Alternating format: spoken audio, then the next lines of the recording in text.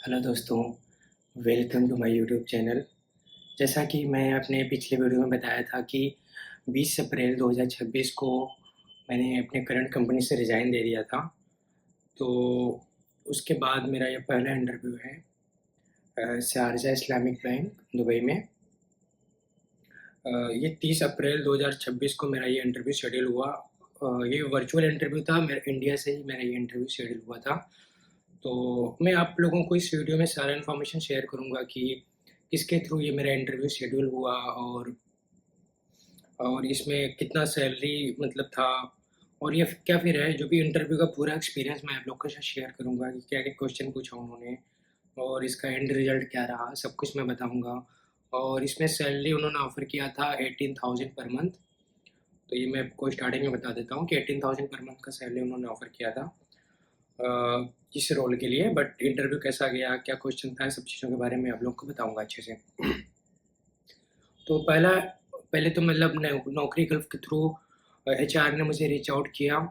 तो reach out करने के बाद थोड़ा होता है 15 टू 20 मिनट का डिस्कशन होता है कि आपका करंट रोल क्या है, आप रेडी टू रिलोकेट हो कि नहीं, मतलब कंफर्टेबल। मतलब सबसे पहला कंसर्न उनका इस टाइम ये रहता है कि वॉर का सिचुएशन है, तो आप इजीली मूव, आपको मैं ऑफर लेटर दे दूंगा तो आप प्रॉब्लम तो क्रिएट नहीं करोगे तुरंत। आप उनको कंफर्मेशन, आप उनको सेटिस्फाई करो कि मैं भाई आने के लिए बिल्कुल तैयार हूँ, वहाँ पे मुझे कोई इशू नहीं है। तो इसके बाद वो अगला स्टेप बढ़ते हैं। तो फिर मैंने उनको मेक श्योर किया कि I am ready to relocate, I don't have any problem.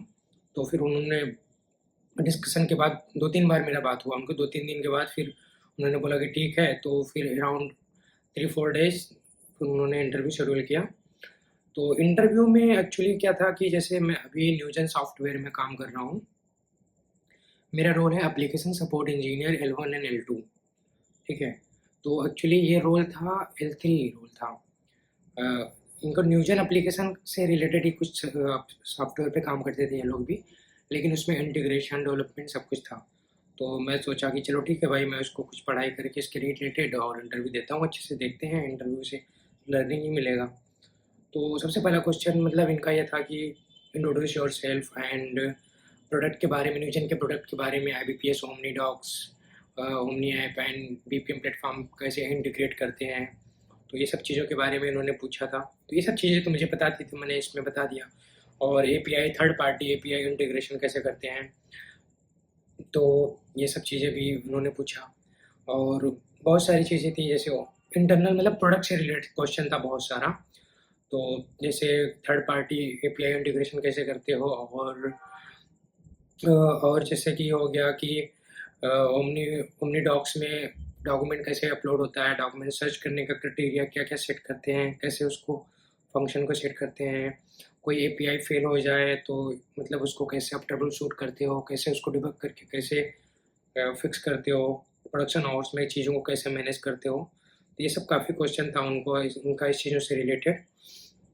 तो मैं डिटेल में सारा क्वेश्चन आपको कमेंट में पिन कर दूँगा, आप लोग वहाँ से ले सकते हैं ये सब चीज़ें।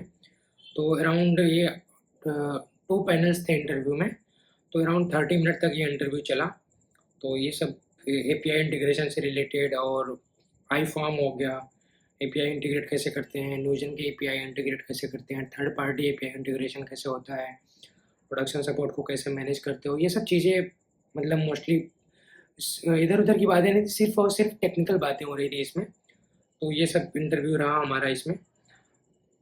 तो इंटरव्यू ओवरऑल मैंने 70 टू 80% का आंसर दिया था इसमें, काफ़ी क्वेश्चन में, क्योंकि मैं पढ़ा था, मुझे पता था। क्योंकि जो इंटरव्यू शेड्यूल करवाए थे जो, वो मुझे हिंट दिए थे कि एपीआई इंटीग्रेशन से पूछेंगे, आप फिर न्यूजेन प्रोडक्ट में थोड़ा एक बार अपना स्किल्स रिवाइज़ कर लेना, तो मैंने वो सब चीज़ें किया था।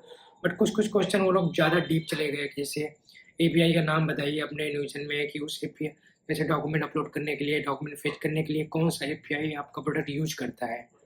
तो उसका एग्ज़ैक्ट नाम उस पॉइंट ऑफ टाइम पे मेरे दिमाग में आ नहीं रहा था।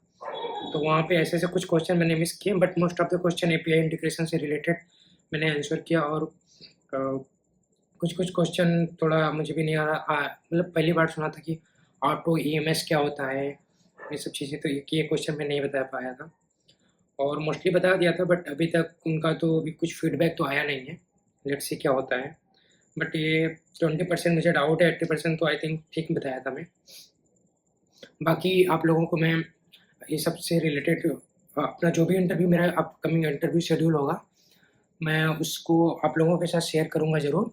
जो भी मेरा नेक्स्ट इंटरव्यू शेड्यूल होगा या फिर जो भी मेरा इंटरव्यू का एक्सपीरियंस रहा, क्योंकि मेरा 90 डेज़ का नोटिस पीरियड है, तो इस पूरी जर्नी को मैं आप लोगों के साथ शेयर करूँगा और इस इंटरव्यू के सारे क्वेश्चन को मैं आपको कमेंट बॉक्स में पिन कर दूँगा, वहाँ से आप लोग देख सकते हैं, ठीक है? Thank you so much for watching and please subscribe my YouTube channel. तो जो भी मैं पूरा एक्सपीरियंस रहेगा मेरा, तो डेली बेसिस पे मैं आप लोग के साथ शेयर करता रहूँगा, अपडेट करता रहूँगा चीज़ों को, जो भी मैं अपने आप को इंटरव्यू के लिए कैसे रेडी कर रहा हूँ। ये सब चीज़ों के लिए रेडी प्रिपेयर करता रहूँगा, आप लोग के साथ शेयर करता रहूँगा और कितना इंटरव्यू दिया, सारे इंटरव्यू का एक्सपीरियंस शेयर करूँगा। Thank you so much for watching. All the very best.